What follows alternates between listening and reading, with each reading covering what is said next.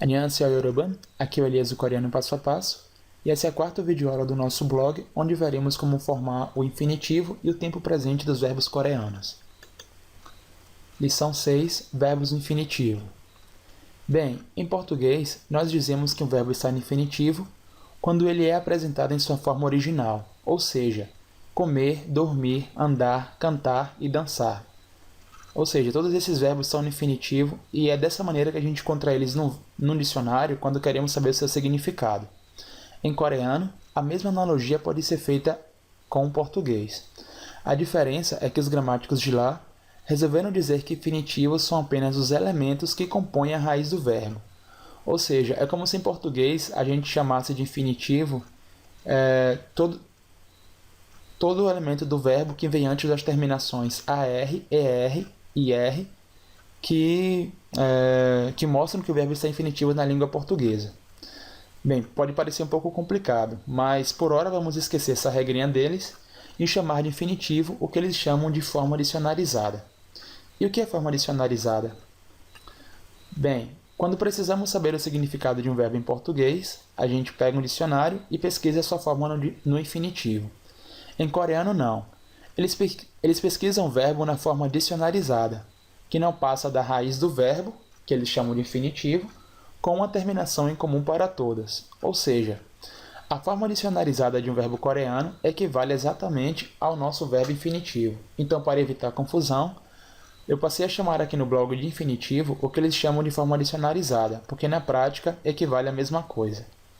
Bem, em coreano, o infinitivo, ou forma dicionarizada, de todos os verbos é identificado pela terminação ta.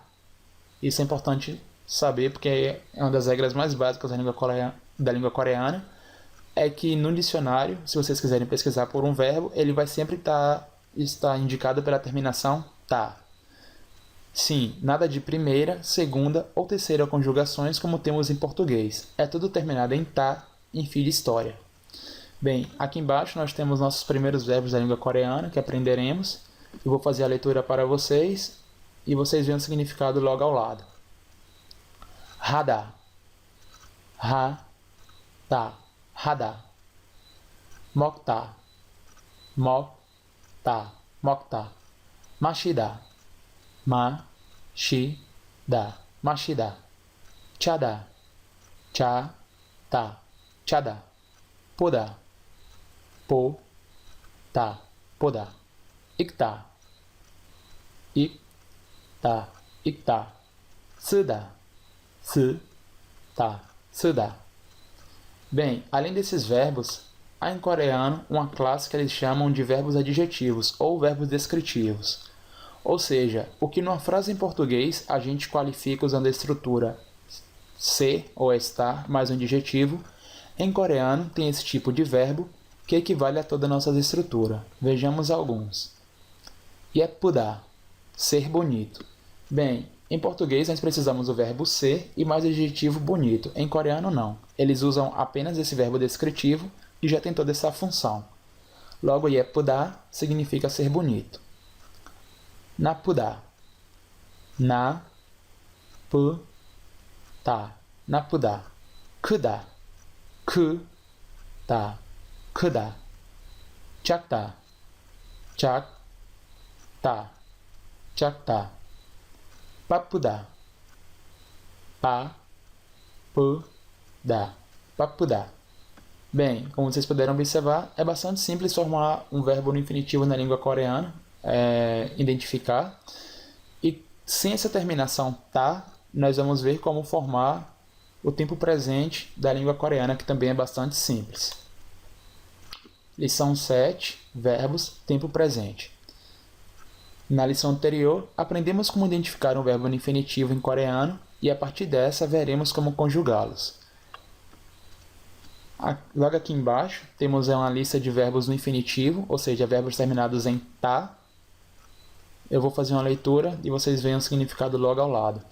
Kada, mokta, poda, mashida, chakta, chota. Como vocês estão vendo aí, os verbos chakta e o verbo chota são verbos descritivos.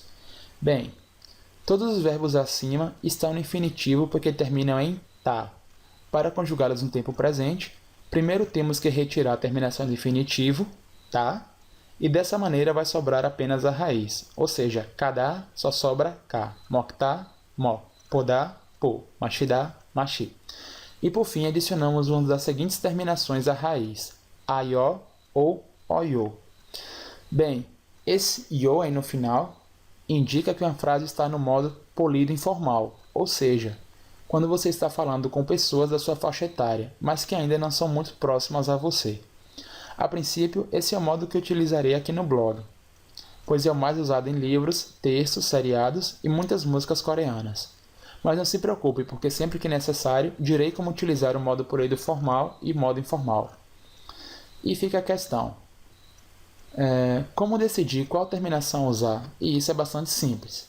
Se a última vogal da raiz do verbo for a ou o, utilizamos aiô.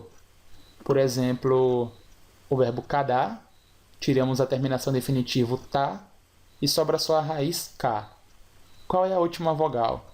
É a ou o? Sim, é a vogal a. Logo, acrescentamos aiô. Para todas as outras vogais, utilizamos oió.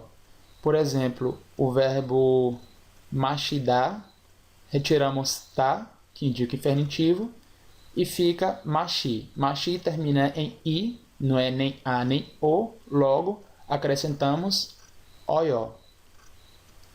Vamos ver então como é que isso fica na prática. O verbo cadá, que significa ir, se transforma em caió, no tempo presente. Eu vou. Logo, a raiz do verbo cadá termina em a, por isso aió foi adicionado. Mas você me pergunta, bem, se é cá e acrescentou aió, por que não ficou ca-aió? Pois cá mais aió é igual a caió.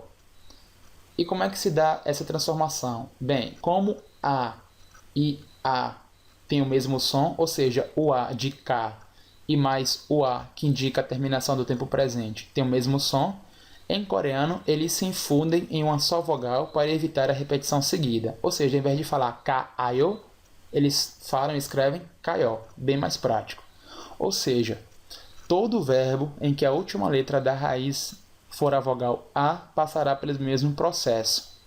Porém, se houver uma consoante depois da vogal a na raiz do verbo, a é adicionado normalmente. Por exemplo, aqui temos cadá. Como não temos nenhuma consoante no final, como a última letra é a, k, acrescentamos aió. Como o a de k e o a de aió é o mesmo som, eles se fundem e vira kaió. Mas com o verbo chakda, que significa ser pequeno, nós temos uma consoante chak, a consoante kia. Logo, ao invés de falar chagyo, a gente precisa acrescentar essa terminação aió.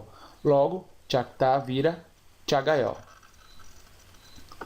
Bem, temos mais um exemplo aqui de como as vogais se fundem em coreano. Temos aqui o verbo podar, que significa ver, se transforma em paió, vejo. Podar, ver, paió, eu vejo. A raiz do verbo podar termina em o, por isso aió foi adicionado. Po mais aió, poaió. Juntando tudo, paió. Como o e a, falado rapidamente, formam o mesmo som da vogal wa, os gramáticos coreanos decidiram que seria muito mais prático fundir do que escrever dois sons separados. Ou seja, todo verbo em que a última letra da raiz for a vogal o passará pelo mesmo processo. Porém, se houver uma consoante depois da vogal o na raiz do verbo, a é adicionada normalmente. Da mesma maneira como aconteceu lá em cima com cadá. Ou seja, aqui temos o exemplo com o verbo chotá, como temos essa consoante final aí embaixo do o, a consoante rir, nós acrescentamos aió. Então, ao invés de a gente falar choió, a gente fala choaió, choaió. Bem, então vocês me perguntam, mas se escreve poaió, por que se fala paió? Não tem explicação. Na verdade, Antigamente se pronunciava poayo mesmo, mas com o passar do tempo os coreanos passaram a pronunciar o verbo poayo como paió. Então não é explicação, é só uma questão da linguagem falada que acabou se tornando padrão. Bem, agora vamos ver quando oyo, a terminação oyo, é utilizada. Aqui temos o verbo mokta, que significa comer, e ele se transformou em mogoyo. Bem, a última vogal da raiz do verbo mokta não é a nem o. Por isso, oyo foi adicionado. Logo, mok mais oyo, mogoyo. Simples, né? Vamos ver algumas fusões com a terminação oyo. O verbo mashida significa beber e no tempo presente se transforma em mashoyo, eu bebo. A raiz do verbo mashida, mashi, não termina em a nem em o, termina em i, mashi. Por isso, oyo foi adicionado. Então aqui temos mashi mais oyo, mashi oyo. Como i e o, falado rapidamente, formam o mesmo som da vogal yo, os gramáticos coreanos decidiram que seria muito mais prático fundir do que escrever dois sons separados. Ou seja, todo verbo em que a última letra da raiz for a vogal i passará pelo mesmo processo. Então, se vocês compreenderam, só resumindo, ao invés de falar mashi oyo e escrever, o correto é falar mashoyo, pois i mais o tem o mesmo som que yo. Bem, e isso é só, pessoal. Pode ter parecido muita coisa, mas vocês só precisam saber qual das duas terminações usar depois da raiz, que essas regrinhas que vieram no meio passam a ser usadas naturalmente, pois seguem uma lógica bastante clara. Quanto ao significado e uso, o tempo presente coreano serve para todas as pessoas, ou seja, mogoyo pode significar eu como, você come, ela come, nós comemos ou vocês comem. Esse tempo, como em português, é usado para falarmos de coisas que fazemos com frequência e também para falarmos de coisas que estamos fazendo no momento. Assim, mashoyo pode tanto significar ele bebe quanto ele está bebendo. Os verbos descritivos apresentam o significado completo sem precisar do verbo ser, como os vimos anteriormente.